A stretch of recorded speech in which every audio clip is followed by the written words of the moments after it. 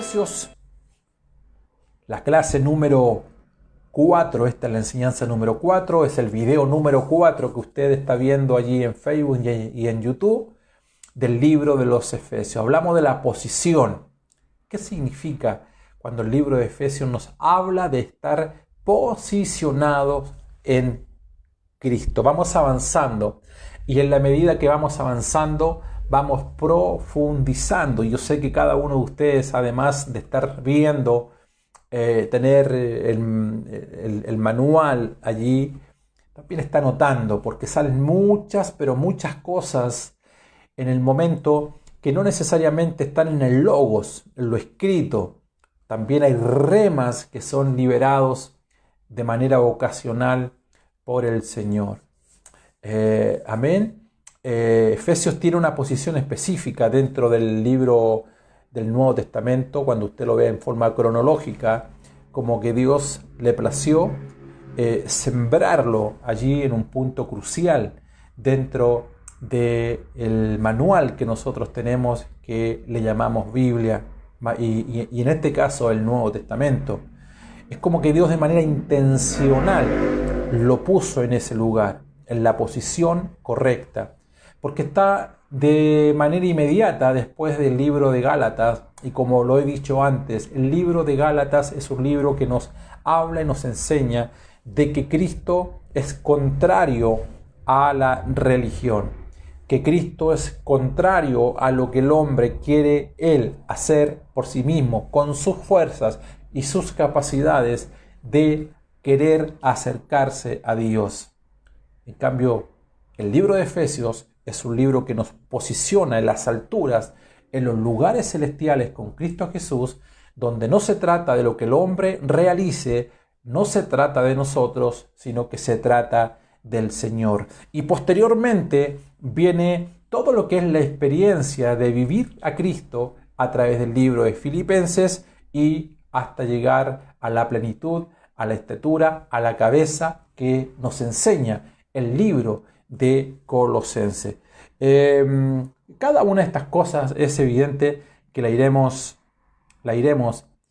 hablando y profundizando, y como siempre digo, no hay problema en cuanto al tiempo. Por eso que no hay lecciones que comienzan y terminan. Esto es, trato en el Señor de seguir la corriente del Espíritu, de modo que lo que Dios nos vaya enseñando en el tiempo y en el momento, y si hay que detenerse y hay que profundizar algunos puntos, pues lo hacemos.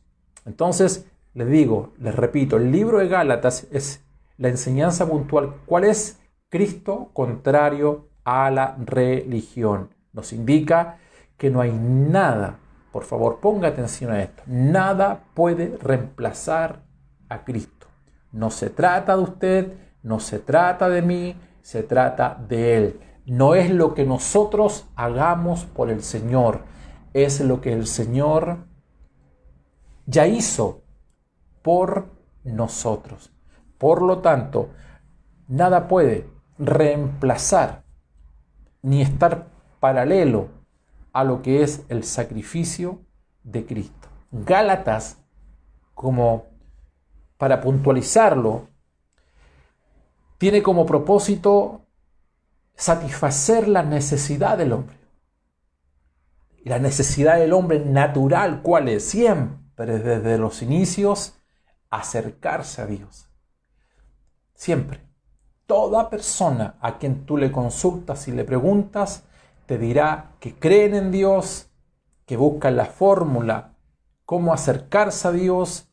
Ellos tienen fe, ellos siempre te lo van a puntualizar. No, si yo tengo fe. No se trata de tener fe o declarar y decir que se tiene fe. La religión, de hecho, su fundamento es una fe natural. Es la esencia natural del hombre de acercarse a Dios. El punto es que muchas veces lo hacen a través de caminos equivocados. De hecho, la religión es un camino equivocado. Lo que pasa es que el disfraz de ese camino muchas veces se confunde o se distrae o nos distrae porque lleva como envoltorio las buenas obras. Entonces difícilmente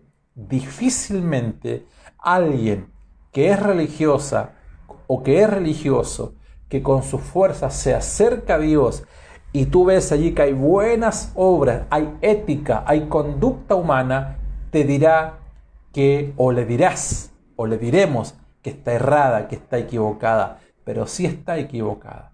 Porque la diferencia del libro de Gálatas está en Efesios.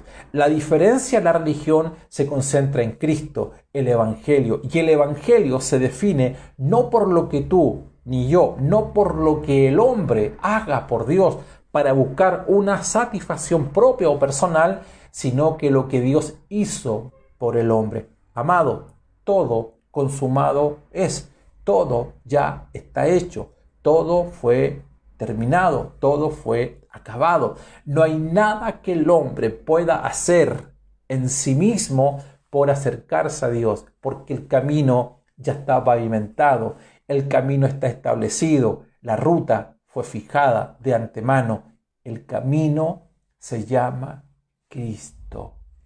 Amén. Yo soy el camino, yo soy la verdad y yo soy la vida.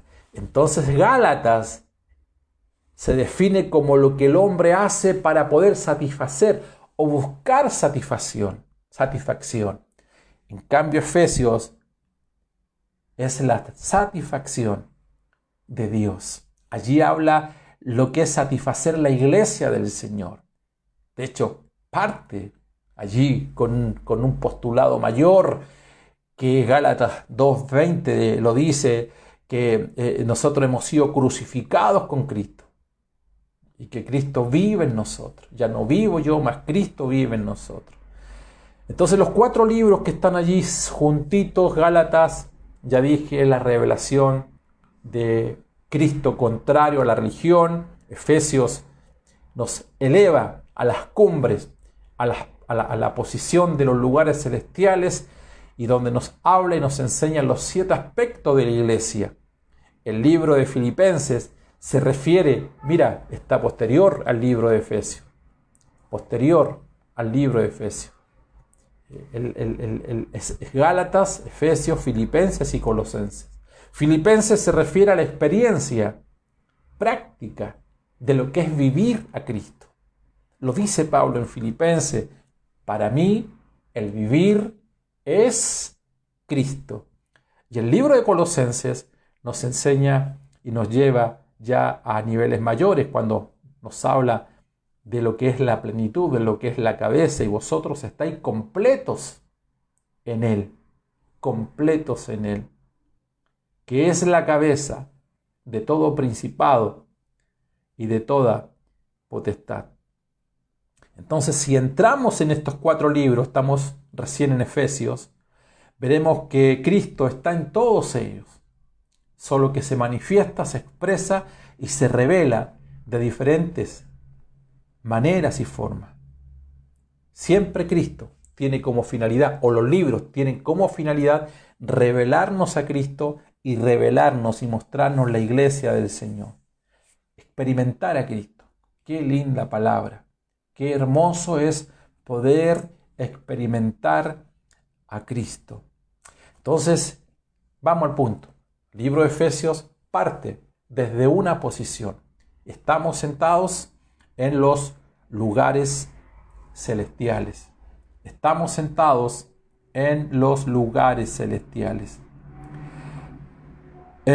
Sabemos que el escritor fue Pablo, ya se los dije la semana pasada. Efesios capítulo 1, verso 1 dice: Cristo Jesús, Pablo, apóstol de Cristo Jesús, por la voluntad de Dios. Pablo fue hecho apóstol de Cristo.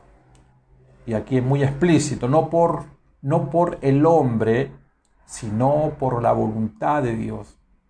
Y debido a que Pablo no era un apóstol autoproclamado, sino un apóstol por la voluntad de Dios, aquello le da una posición, le da una autoridad para presentar la revelación del misterio de Cristo, para presentar la revelación de esta epístola, para hablarnos y enseñarnos del propósito eterno de Dios, del misterio que es Cristo en vosotros, del misterio, que es la iglesia del Señor. Entonces aquí lo primero que nos dice que la iglesia está construida sobre una revelación. ¿Cuál es esa revelación? Efesios 2:20 lo dice. Edificados sobre el fundamento de los apóstoles y profetas, siendo la principal piedra del ángulo Jesucristo mismo. O sea, la revelación que tiene el apóstol Pablo. Cuando Pablo va a Damasco, usted recuerda esa historia, él creía o él iba directamente persiguiendo a la iglesia. Se le aparece Cristo. Y Cristo le dice, yo soy Jesús. Escucha esto, soy Jesús, a quien tú persigues. En la mente religiosa del apóstol Pablo, él nunca perseguía a la iglesia. O él nunca perseguía a Cristo. Él perseguía a la iglesia. Él perseguía a un grupo de personas, a un grupo de hombres y mujeres. Pero el Señor le dice, soy Jesús a quien tú persigues. ¿Cómo explicamos eso si el apóstol Pablo no está persiguiendo a Jesús? Voy a parafrasear. Me imagino a Pablo diciéndole, Señor, yo no te persigo a ti, yo persigo a ellos, a los que hablan y dicen hablar de ti. Y el Señor le dice, perseguir a ellos, perseguir la iglesia, es perseguirme a mí. La iglesia y yo y la iglesia somos una misma cosa. Esto es tremendo, porque la mente religiosa no logra capturar a este punto, no logra concentrar la revelación que Cristo y la iglesia es un todo indivisible. En nuestra mente natural, o una mente no procesada del todo, diríamos mejor, siempre ponemos distancia. Nosotros ponemos separación entre Cristo y la iglesia, porque la iglesia a nosotros todavía nos aparece un punto geográfico, algo físico, y la iglesia fue gestada en lo espiritual, antes de la fundación del mundo. Tener este punto claro a nosotros nos va a dar mucha luz. ¿A quién fue dirigida esta carta? Lo dice acá, a los santos de Éfeso, a un grupo de personas, a las iglesias, a las casas iglesias, a la gente que se reunía en las casas, allí en Éfeso. Lo dice el versículo 1 y 2 cuando dice a los santos, y les llama a los santos que están en Éfeso, a los fieles de Cristo Jesús. Gracias a vosotros y paz de parte de Dios y de nuestro Padre y del Señor Jesucristo. Mira, aquí hay 1 o 2 versículos, pero hay tanta profundidad en lo que tiene relación con nosotros. ¿Quiénes son los que reciben esta instrucción? Los que reciben la revelación de esta carta. Aquí lo menciona, son los santos de Éfeso. Los santos son aquellos que son, valga la redundancia, santificados, apartados, separados de todo lo común de Dios. Pero los separa, ¿por qué? Los separa, los saca de una posición. Tiempo atrás hablábamos de lo que significaba la consagración, de lo que significaba estar siendo apartados. ¿Te acuerdas? Que Dios nos sacaba de una posición, nos sacaba de un uso y nos remontaba y nos sacaba y nos ponía en un lugar donde nunca más volveríamos al anterior lugar. Nosotros teníamos opción. Cuando Dios nos sacó, nos apartó, nos tomó de un lugar y nos puso en otro lugar. Tenemos la opción unilateral de volver a ese lugar. Número 1. Lo segundo, estábamos haciendo algo, es decir, había un uso. Y el apartamiento, el santificarnos significaba que nunca más íbamos a darle uso a aquello que estábamos haciendo antes. No solamente nos sacó de un lugar, sino también Dios nos dice, dejarás de hacer lo que antes hacías. Estas 2 primeras, todavía tengo la oportunidad de devolverme. De devolverme al lugar donde estaba, número 1, y hacer lo que antes hacía. Pero el tercer componente, el animal cuando era apartado, separado y nunca más iba a hacer lo que antes hacía, una vez muerto, sacrificado en el holocausto, nunca más, porque ahí se produce un cambio de naturaleza. Nosotros, por lo general, limitamos nuestra enseñanza a los dos primeros puntos. Y hay mucha materia que enseñar en cuanto a ser apartado para nunca más volver a hacer lo que antes hacíamos, y del uso para nunca más hacer lo que antes hacíamos. Pero se nos pierde la Biblia en cuanto a lo que significa una vez apartado, consagrado, definitivamente ser puesto en el altar, y que nos volvamos un holocausto vivo delante del Señor, que lo menciona Romanos capítulo 12. Que seamos un olor agradable, grato a su presencia. Aquí hay palabras que usa el apóstol Pablo en Éfeso, o a la iglesia de Éfeso, que tienen trascendencia en la vida nuestra. Porque lo primero que les habla a estos receptores, los fieles, les dice. Los fieles en Cristo Jesús. Los fieles en la fe. Así les menciona. Los fieles en la fe. ¿Cuántos de los que me están escuchando, viendo a esta hora, se declaran fieles en la fe? Estamos hablando de una fidelidad, de una fe que trasciende. No de esa fe natural que tú crees y dices, Señor, yo sé que me va a ir bien. No estoy hablando de aquello.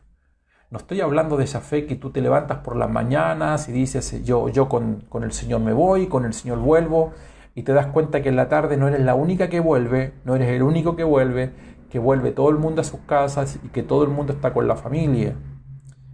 Mira, Efesios capítulo 4, verso 13 dice, hasta que todos lleguemos a la unidad de la fe y del conocimiento del Hijo de Dios, a un varón perfecto, a la medida de la estatura de la plenitud de Cristo. ¿A qué fe se refiere allí? En 2 de Timoteo 4:7 dice, he peleado la buena batalla, he acabado la carrera, he guardado la fe. El libro de Judas, en el versículo 3, tiene un solo capítulo, el capítulo 1, verso 3 dice, amados, por la gran solicitud que tenía de escribiros acerca de nuestra común salvación. No habla de su salvación, habla de la común salvación. Me ha sido necesario escribiros exhortándoos que contendáis ardientemente por la fe que ha sido una vez dada a los santos. Estos receptores de la revelación de la iglesia que les está enseñando el apóstol Pablo, los fieles de Cristo, tienen una posición santificada, apartada. No solamente aquello, sino también los califica como gente de una vida fiel. ¿Cuántos de nosotros, en las circunstancias que nos encontramos hoy, podemos decir, Señor, a pesar de todo, Señor, yo te he sido fiel, o ayúdame a serte fiel? No es fácil el momento que estás viviendo, quizás. De hecho, es un momento difícil para ti. En tu hogar, en tu familia, en tu matrimonio, en tu economía. Pero puedes decir, o lo digo de otra forma, podría el apóstol Pablo escribirte una revelación del cielo y poner esos dos calificativos a tu vida. Un hombre apartado, una mujer apartada, santificada, santificados, fieles de Cristo. Esta gente vivía fielmente su fe, fielmente. Por eso, la introducción que hacemos cuando hablamos de Gálatas no es lo que te gusta. Gálatas tiene que ver con ligar religión. Amada, amado, escucha, no es lo que tú quieres, no es lo que te agrada. El problema del religioso, porque si tú ves a una persona que reniega hacia Dios, no vas a tener problema, no vas a poder, ni siquiera tienes que discernir, porque esas personas directamente te van a decir, ¿sabes? Yo no quiero nada con Dios, no quiero nada con la fe, no me gusta ir a la iglesia, no creo en Dios, no creo en los pastores, yo no creo en nada, te van a decir simplemente, y lo expresan su pecado con vicios y groserías e insultos. Entonces tú automáticamente pones una pared. Pero ¿cómo lo haces con un religioso que hace obras buenas? No dije frutos, dije obras buenas para él, pero que en la fe son obras muertas para Dios. Esa es religión. Cuando el bien que tú haces parte de ti. Y el bien que tú haces nunca parte de nosotros, parte de Dios. Dios pone el querer como el hacer conforme a su buena voluntad. Él hará en vosotros, dice el escritor de Hebreos, Él hará en vosotros todo lo que es agradable delante de Él. Vas comprendiendo que Efesios no se trata de uno, que no se trata de ti, que todo se trata de Él, que cada paso que tú y yo demos, cada paso, empiece en Él, siempre. No reniegues la fe, no niegues la fe. ¿Cómo se niega la fe? Con tus actos. He peleado la buena batalla, he acabado mi carrera, he guardado la fe, no transé mis convicciones ni mis principios, jamás, nunca, nunca, jamás.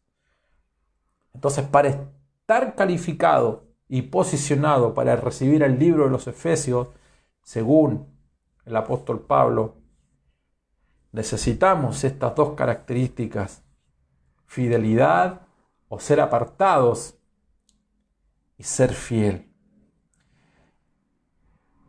¿Me están escuchando?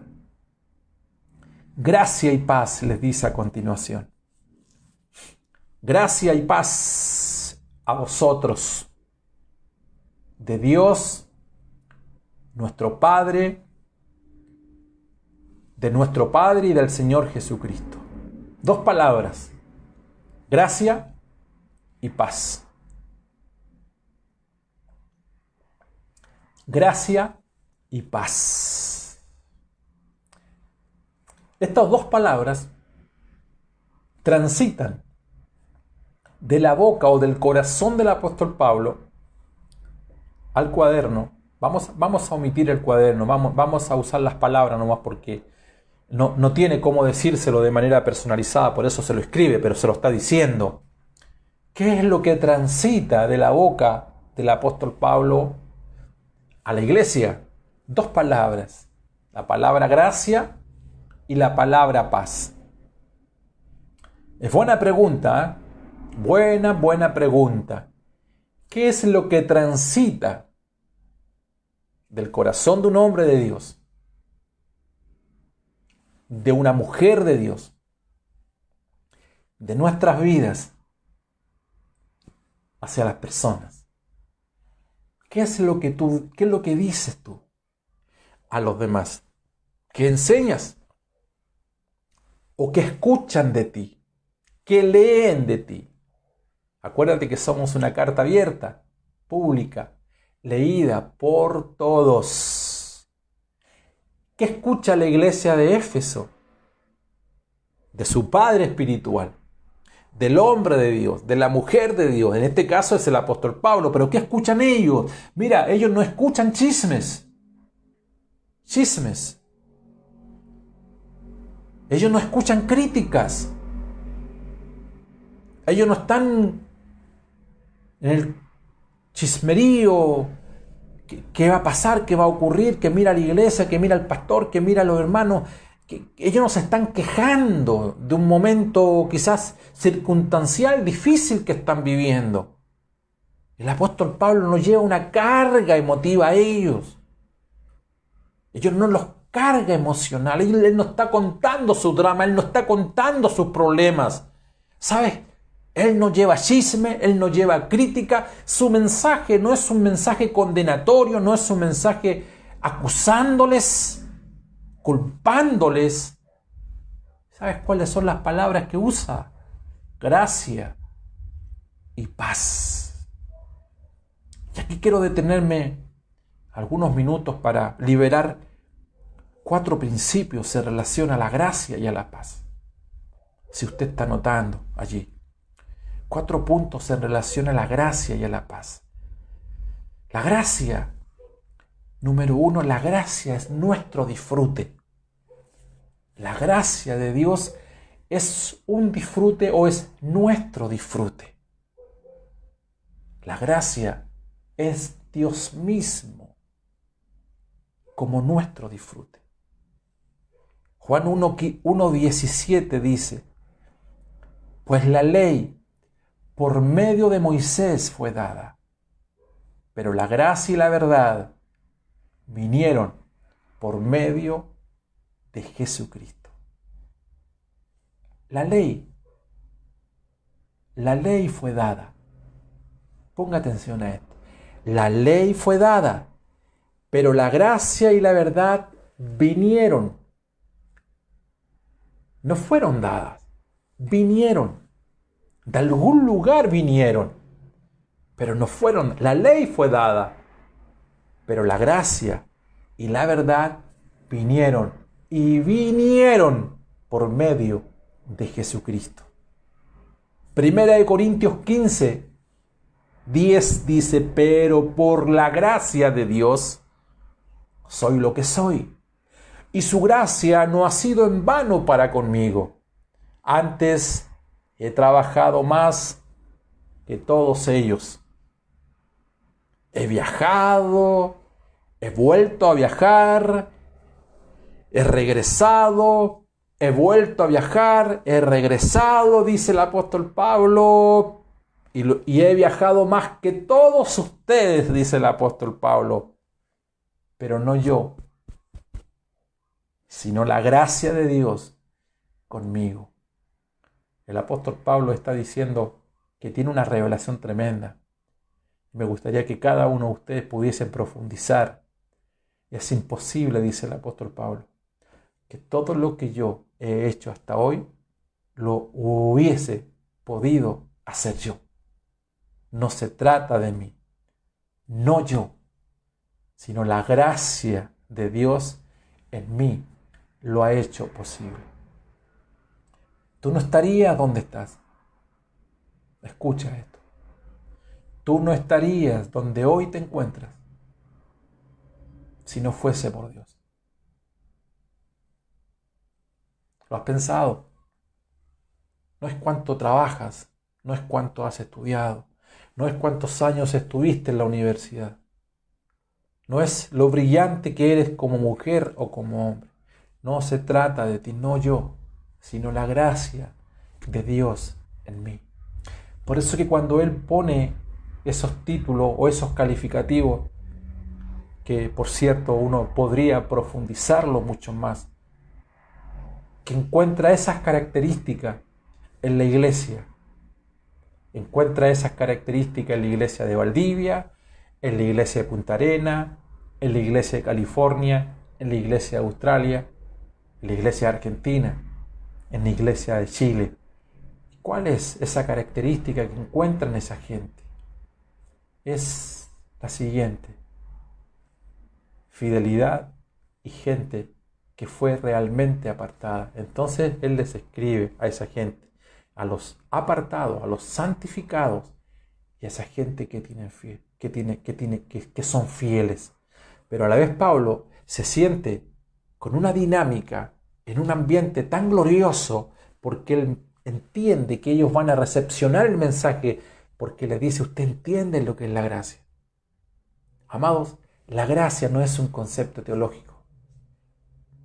La gracia no se define solamente como un favor inmerecido. De hecho lo es. Pero ese es el peldaño número 1 cuando comenzamos a ascender a lo que es la revelación. La gracia es Dios mismo. Cuando Dios se convierte en nuestra porción, en nuestro disfrute, eso es gracia. No consideres la gracia como algo menos que Dios. La gracia es Dios mismo entre nosotros. La gracia es cuando está en medio de nosotros. Se hace uno con nosotros y lo podemos disfrutar. Se siente cuando el apóstol Pablo con Bernabé llegaron allí a Antioquía. ¿Te acuerdas? Ellos dijeron, la gracia está acá.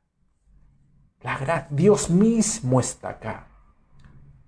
Y yo estoy solo esta noche en este lugar, pero ¿sabes? Yo siento la presencia del Señor. Siento que la gracia de Dios está en este lugar, porque Dios está en este lugar. Dios se hace presente. Lo siento, es glorioso, es maravilloso. Lo segundo es la paz. La paz. Y la paz es una condición que emana de la gracia. Lo voy a repetir. Número 2. La paz es una condición que emana de la gracia. Es el resultado de la gracia. Es el resultado de la gracia y se debe al disfrute que tú y yo tenemos con Cristo. ¿Cómo es eso, pastor? Cuando disfrutamos a Dios como gracia, al paladar. Cuando el Señor dijo, ¿tú tienes hambre? Pues come de mí. ¿Tienes sed? Yo soy el agua. ¿Tienes hambre? Yo soy el pan. Vuestros padres comieron el maná allí en el desierto y murieron. Pero el que a mí me come, nunca más tendrá hambre. Cristo es la palabra. La palabra es Cristo. Y cerca de ti, en tu boca y en tu corazón, está la palabra. La palabra está en tu interior.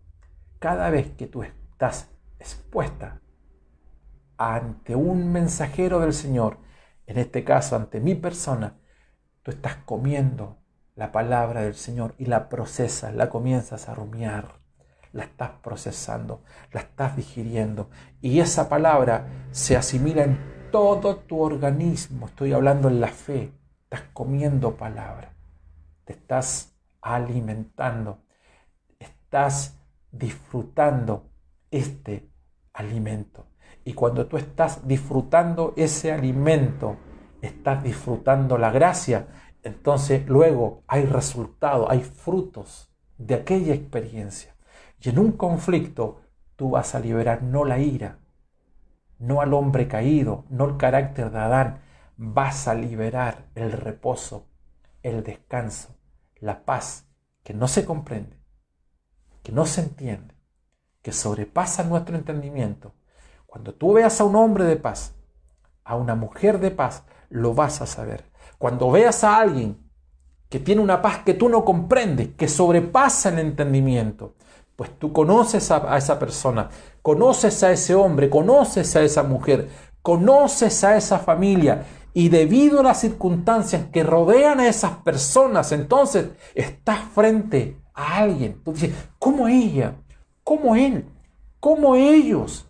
Ante todo lo que han vivido, ante todo lo que han pasado, ante todo el dolor, a ti te sobrepasa, porque la paz de Cristo en esas personas sobrepasa el entendimiento de quienes estamos viendo ese escenario.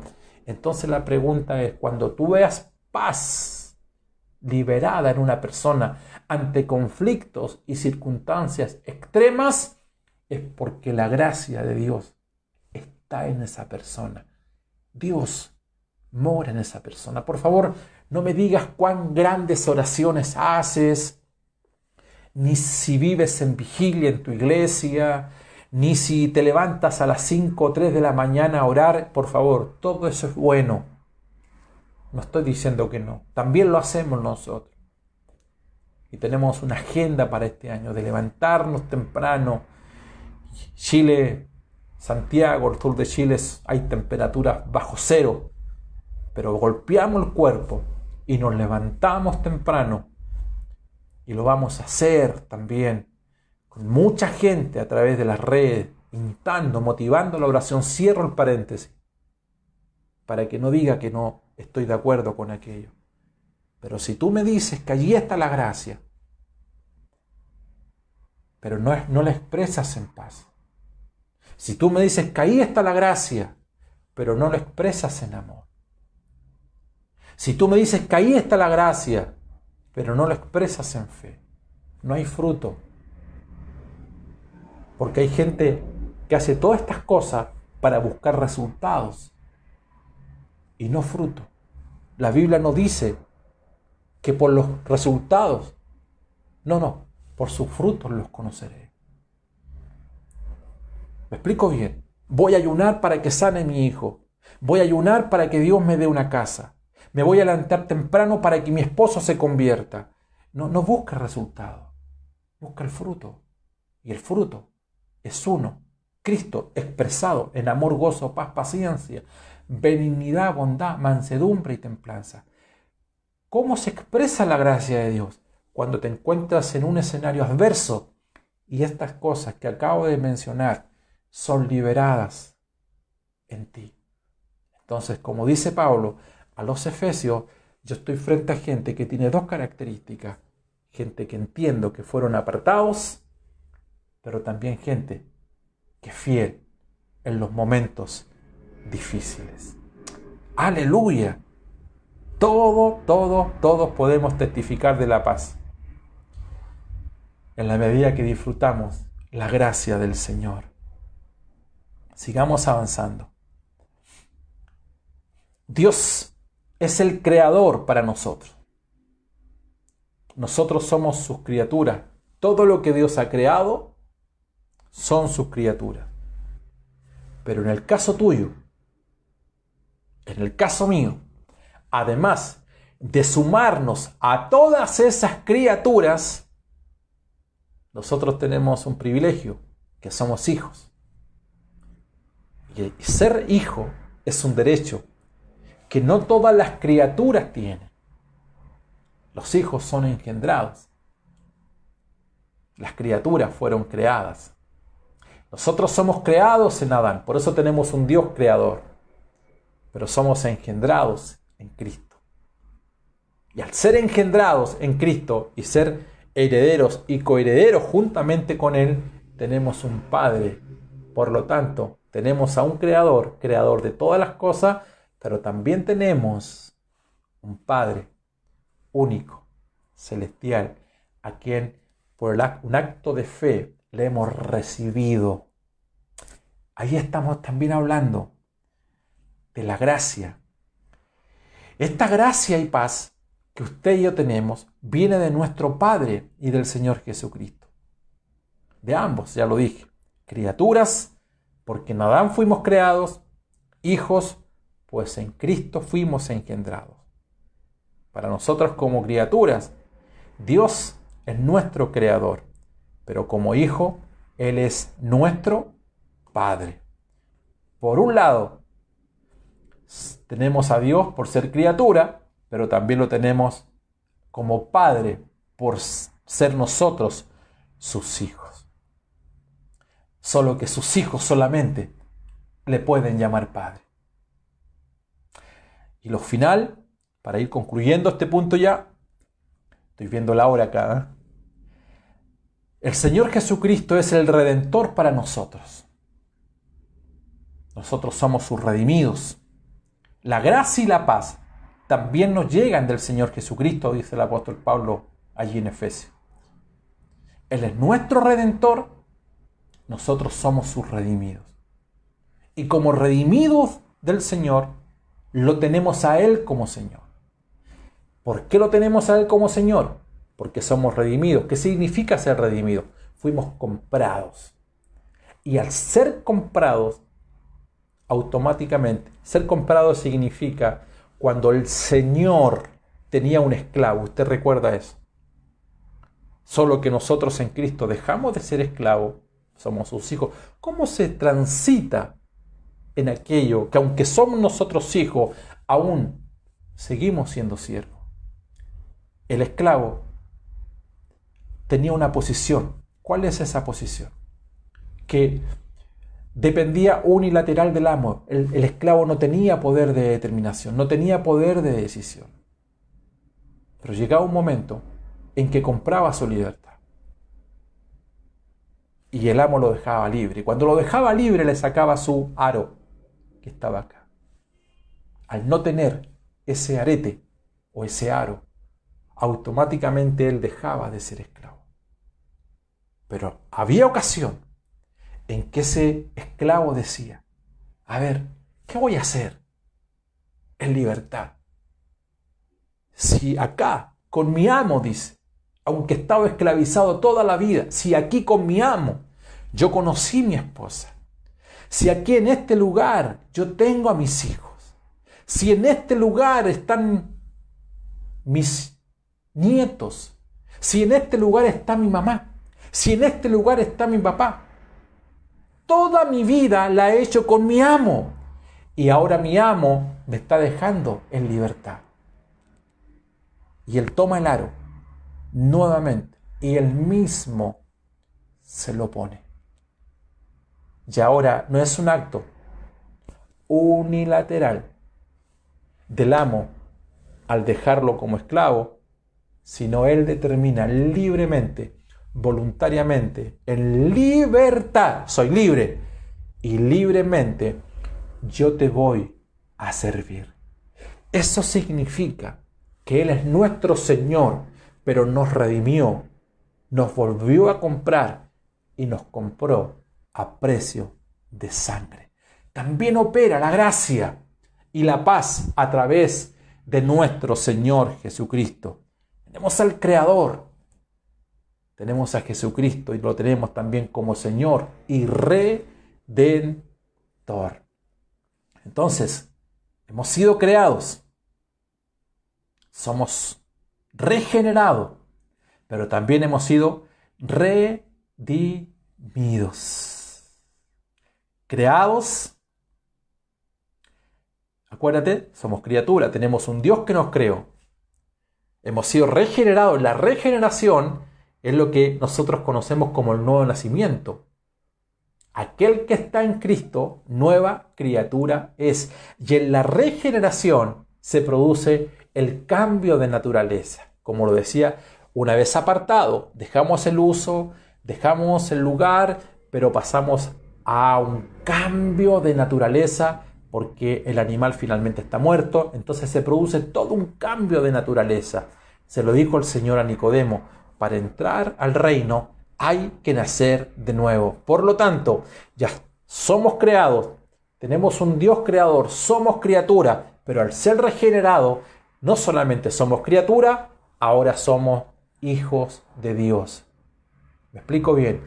Las criaturas son creadas, los hijos son engendrados y somos redimidos porque todo esto que se llevó a efecto en la cruz, hubo un precio, la redención de Cristo, un precio de sangre. Fuimos comprados a precio de sangre. Mire toda la profundidad que hay en esos dos versículos del capítulo 1 de Efesios. Glorioso, glorioso, glorioso. Qué bueno es el Señor. Qué lindo es poder estudiar. Usted siga estudiando, usted siga haciéndonos todas las preguntas que requiera, que necesite. Por favor, estoy para servirle de acá, desde Santiago de Chile. Si no tiene estas lecciones, por favor, por PDF, por Word, usted pídalas en forma gratuita. Usted no tiene que pagar absolutamente nada. Todo esto es por gracia. Y todo este material está en Facebook, está en YouTube. Estamos en el quinto ciclo de enseñanza. Esta ha sido la cuarta lección del libro de los Efesios. Estoy muy feliz, muy contento de haber estado nuevamente con ustedes. Así que desde Santiago de Chile, un gran abrazo a Chile y al mundo. Que la gracia y el favor